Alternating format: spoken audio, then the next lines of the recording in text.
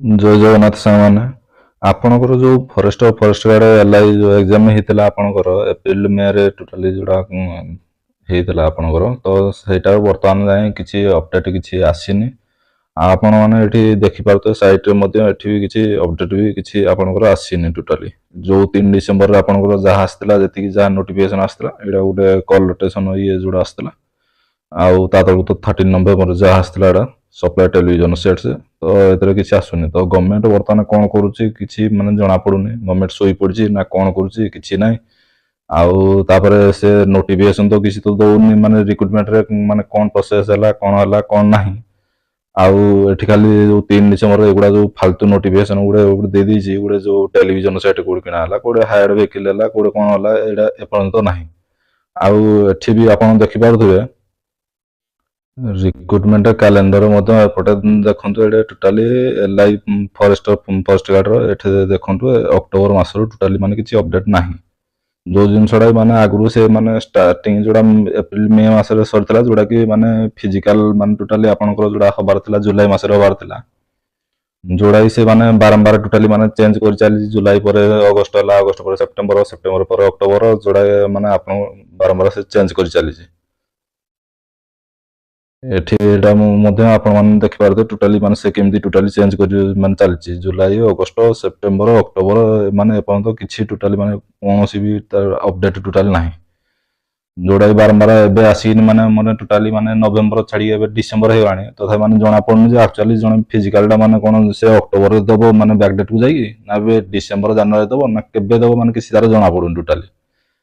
ଆଉ ତାପରେ ଷ୍ଟାର୍ଟିଂରେ ଯେଉଁଟା ତାର ପିଲାମାନେ ବାରମ୍ବାର ବି ପ୍ରୋଟେଷ୍ଟ ମଧ୍ୟ କରୁଥିଲେ, ସେଥିରେ ବି ବାରମ୍ବାର ମାନେ ସେ କହିଥିଲେ କି କିଛି ଇନଭେଷ୍ଟିଗେସନ୍ ଚାଲୁଛି। ସେ ଯେଉଁ ଷ୍ଟ୍ରାଇକ୍ ମାନେ ଏଗନେଷ୍ଟରେ ଯେଉଁ ମାନେ କରିଥିଲେ, ତ ତାଙ୍କ ଷ୍ଟ୍ରାଇକ୍ ନେଇନି ନା ଇନଭେଷ୍ଟିଗେସନ୍ ଚାଲିଛି। ତ ଇନଭେଷ୍ଟିଗେସନ୍ କେତେ ଦିନ ଯାଏଁ ଚାଲିଥିବ? 2 ମାସ 3 ମାସ ହେଇଗଲାଣି ଟୋଟାଲି ସେ ଇନଭେଷ୍ଟିଗେସନ୍ ସେ କରୁଛନ୍ତି ବୋଲି କହୁଛନ୍ତି।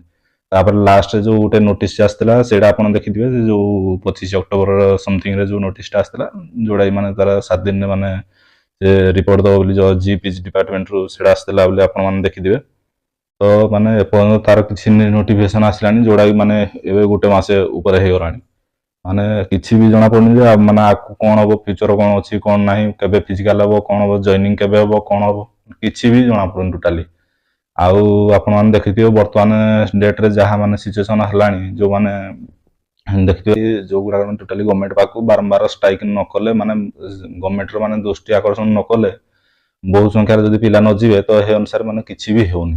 ଏବେ ରିସେଣ୍ଟଲି ଆପଣମାନେ ଦେଖିଥିବେ ଯେଉଁ ଟୋଟାଲି ଆମର ମିଶନ ଶକ୍ତିର ଯେଉଁ ମାନେ ମାଆ ମାନେ ଯାଇଥିଲେ, ତାଙ୍କର ମାନେ ଦେଖିଥିବେ 3-4 ଦିନ ଶୋଇଲା ପରେ ତାଙ୍କର ଯାଇନି କିଛି ରେଜଲ୍ଟ ଆସିଲା। ସେଇଭଳି ଆପଣମାନେ ଯଦି ନିଜ ପାଇଁ ଯଦି ନ ଆସିବେ ତାହେଲେ ହେଇପାରିବନି। ତ ଆପଣମାନେ ଯେତିକି ବି 8,000 ପିଲା ଅଛନ୍ତି, ତ ସମସ୍ତେ ଆପଣମାନଙ୍କୁ ଆସିବାକୁ ପଡ଼ିବ। ତ ମାସ୍ ଆଗରେ ଆପଣମାନେ ଯଦି ଗ୍ୟାଦରିଂ ନ ହେବେ, ତାହେଲେ ଏଇ ଜିନିଷଟା ହେଇପାରିବନି। ସମସ୍ତଙ୍କୁ ଯେମିତି ହେଲେ ଆସିବାକୁ ପଡ଼ିବ। ସିଲେକ୍ଟେଡ଼ ପିଲା ଡିସାଇଡ଼ କରିଛନ୍ତି ଯେ ସେ ତାଙ୍କର 19 ଡିସେମ୍ବରରେ ତାଙ୍କର ଗୋଟେ ବଡ଼ ଷ୍ଟ୍ରାଇକ୍ କରିବାକୁ ଯାଉଛନ୍ତି। ତ ସମସ୍ତେ ସବୁ ଭାଇମାନେ ସମସ୍ତଙ୍କୁ ଧରିକି ସାଙ୍ଗସାଥି ଆଉ ଫ୍ୟାମିଲି ମେମ୍ବର ଯିଏ ଯାହାର ଅଛନ୍ତି ସମସ୍ତେ ନେଇକି ଆସିବେ। ଆଉ ସମସ୍ତେ ଆସିଲେ ଯାଇ ଗୋଟେ ମାସ୍ ଗ୍ୟାଦରିଂ ହେଲା, ଯାଇକି ଗୋଟେ ଗଭର୍ଣ୍ଣମେଣ୍ଟ ଉପରେ ଗୋଟେ ବଡ଼ ଇମ୍ପାକ୍ଟ ପଡ଼ିଲେ, ସେ ଯାଇ ଯାହା ମାନେ କ'ଣ ଗୋଟେ ନିଷ୍ପତ୍ତି ଗୋଟେ ହେବ। ତ ସମସ୍ତେ ଆସନ୍ତୁ।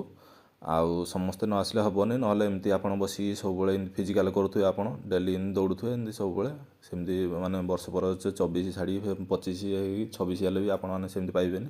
ତ ଆପଣମାନେ ଆସନ୍ତୁ, ନହେଲେ ଡେଲି ସେମିତି କରୁଥିବେ। ଆଉ ପିଲାଙ୍କର ଦେଖୁଛନ୍ତି ତ କେମିତି ମାନେ ପାଦରେ କାହାର ଫୁଟକା ହେଇଗଲାଣି, କାହାର ନି ପେନ୍ ବାହାରିଲାଣି, କାହାର ବ୍ୟାକ୍ ପେନ୍ ବାହାରିଲାଣି।